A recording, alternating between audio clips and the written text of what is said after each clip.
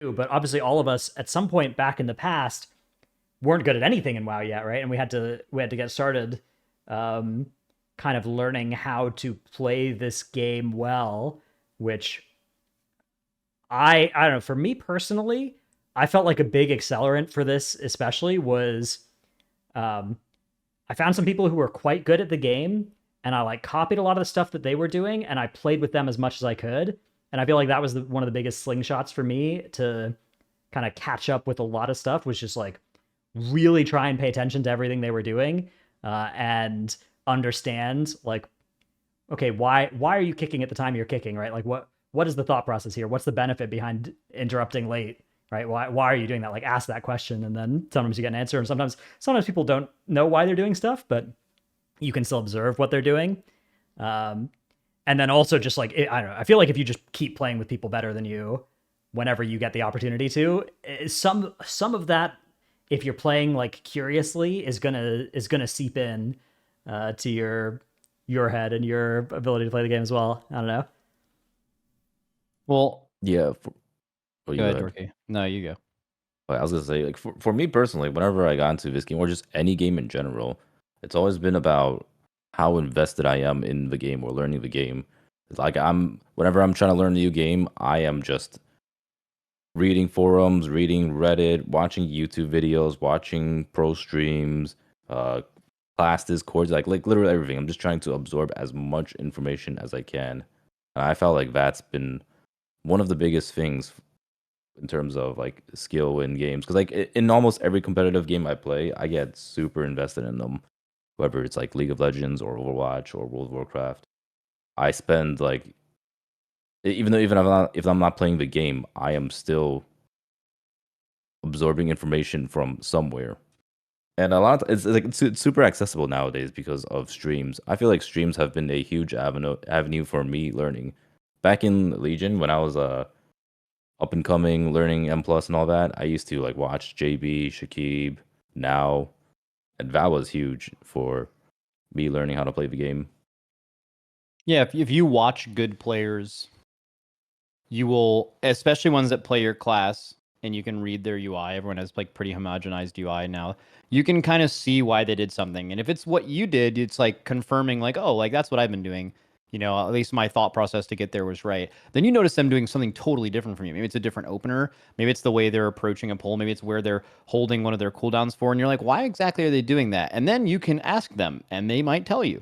And then you just learn. So like if you're talking about like learning, it's just asking good questions. Anytime you're confused, ask. And then just good intuition on your part of, and maybe even before asking, try to figure out what you think it would be. You know, that's something that'll kind of help you get a lot better, is just doing that. This actually, there's this really funny clip the other day. I think you guys saw this, a Rep Paladin one, where he's like, I'm like the best and everyone wants to be me. You know, I'm that guy. I'm him. That kind of thing. People like that are oftentimes really talented because they got to that point in the first place, because they're like almost physically restricting themselves from getting better at the game, because everything is someone else's fault. I'm super good and I'm playing with you and you're worse than me. So if something goes wrong, it's on you. They're doing the opposite of what we're telling you to do. They're not really going to be able to get better because they're not asking those questions. They know the answer, right? Even though that's not true of any of us, right? The best players don't act like that. So it's kind of like just that, showing that as an example of what not to do. You just play the game a lot, ask good questions, try to understand your class. It's not easy. I've played with a bunch of people that play other games, like really, really hard games professionally, like League or Dota or like StarCraft players.